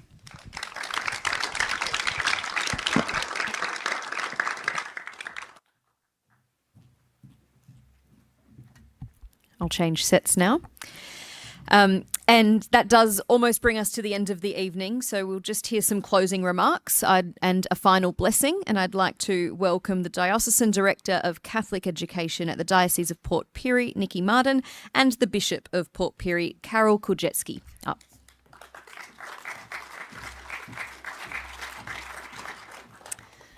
Thank you. I don't reckon there's anybody here that's saying, are we there yet? Can hear it in the back of the car. For those of you who don't know me, it was I would just, by way, not that that's the purpose of tonight, but proudly have been a student, a parent, a staff member, a leader, and currently have this privileged role that I do in regional South Australia. And I think I just appreciate, and I'd like to say that we are Catholic, we are authentically Catholic Education South Australia. So I really thank visitors today for acknowledging that and acknowledging the contribution that we all provide. So it's my privilege tonight, on behalf of the Commission and all of those present, including our online friends, just to offer a couple of closing remarks and to thank you. And I'm hoping that I've integrated both, because otherwise you're here for twice as long, you see. But in beginning, I just draw upon Pope Leo's words, reflecting on what's been really evident this evening. He writes in that paper that's just beautiful, Drawing New Maps of Hope, which was an apostolic letter specifically about Catholic education, a global letter. And he says in there, no one educates alone. The educational community, he says, is a we. And I think that's absolutely been beautifully illustrated and orchestrated for those who've organised tonight, but the spirit in which the conversation has happened this evening has definitely reflected a community that is we. So it's in this spirit that I offer thanks, particularly to our church leaders, for your presence tonight, but also for your ongoing formation and your unwavering support and leadership of Catholic education and our broader church family. Thank you for your appreciation of the vital role and responsibility that our Catholic schools have in ensuring that our strong faith tradition is lived out through hope-filled, gospel-inspired, contemporary expressions of being church together. I particularly thank, and I'm putting them right up there, but the students who've welcomed us and been present with us, representing the 57,000 students and their families who are drawn to the joy of the gospel through your active participation in our Catholic schools and therefore being part of a broader Catholic Education South Australian community. It's actually the students who authentically show us grown-ups new ways of using our heads, hearts and hands as we draw new maps of hope together. To our state leaders whose past, current and future stewardship and leadership of South Australia, in whatever roles you hold, really thank you for prioritising your precious time during this critical period to be with us this evening. And can I add in there too, there was a real spirit of, and it was inspiring from both camps, if you like, because often we're exposed in other forums to a combative, really angsty, oppositional way of working. And it might sell papers or make headlines, but what we've seen today has been that real true spirit of dialogue, of collaboration and authentic leadership. So I really thank you for your contribution in that way. But in addition to that, we really thank you for your civic service, for your care of people and communities through policy and decision making, but also for working in partnership and ensuring opportunities to sustain and grow our shared vision and our vocation to provide high quality Catholic education and fair and equitable access for families who choose a Catholic education for their children. Thank you to John Neate. He's our inspiring leader. You've got a bit of a Guernsey there. Everybody knows who you are, John. But thank you for initiating tonight's event. It's reflective of your generous, your very relational and your visionary leadership of strategy, policy and resource allocation across our beautiful schools. Thank you to our school and system leaders for saying yes to our vocational call to living, learning and leading in partnership with each other, with your staff, with families and with parishes. I genuinely thank you on behalf of the Commission for your daily work, for your generosity of spirit and for your continued focus on children and young people who are at the centre of all we do. Thank you too to the families, the school board and other parent representatives who've joined us this evening, primarily online I understand, and with whom we share responsibility for being those choreographers of hope for your children. And it's a special hope. It's a hope that does not disappoint. Thank you, Brian, and your community for your warm welcome and for hosting us this evening. It's appropriate that we gather in a school because this is actually where the real magic happens and this place represents what's mirrored across the state. Special thank you to Stacey for holding it together tonight and for holding us together. And I'd also just wish to thank all those who've assisted in any way to organise this evening's event that's been so well supported.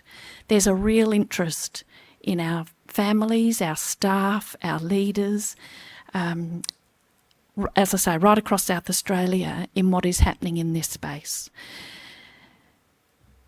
Before we take leave of this place, having given witness to Pope Leo's instruction that education is a we, I now really warmly invite my co-pilot, Bishop Karol Kulczycki, to offer a prayer of blessing.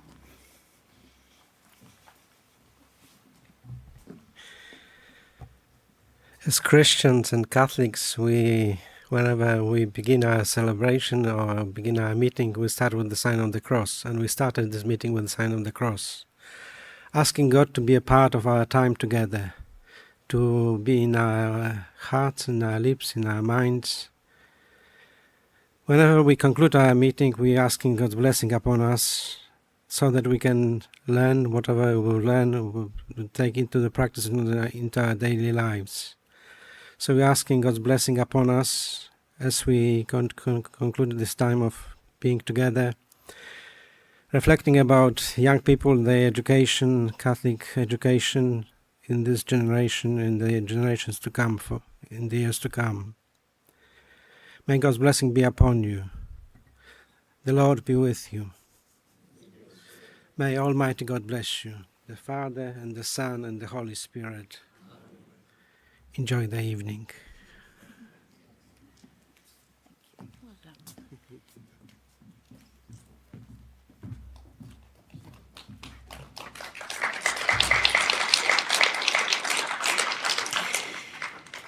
Thank you, Nikki and Bishop Karol. Well, that does bring us to the end this evening. Thank you to all of our speakers and to all of you for your thoughtful attention. What is it? It's about 549 hours now. Okay, nearly there. I think tonight has been a reminder that Catholic education is not a small or peripheral part of our community. It educates tens of thousands of young people, supports families across diverse communities, and contributes meaningfully to the social and civic fabric of our state. And in the lead up to an election, it's easy for discussions to become a little bit abstract and, as you mentioned, Nikki, to be a bit combative at times. We talk about numbers and policies and projections, but I think what we've heard tonight has brought the focus back to where it belongs, to students, to schools, to education, and to the enduring mission of our schools in South Australia. So thank you for putting this event on, John, Neil, and your teams. We do appreciate it. On behalf of the Catholic Education Department, thank you to our political leaders for being a part of this important conversation, and thank you to everyone here for your ongoing dedication to Catholic education. Have a great evening.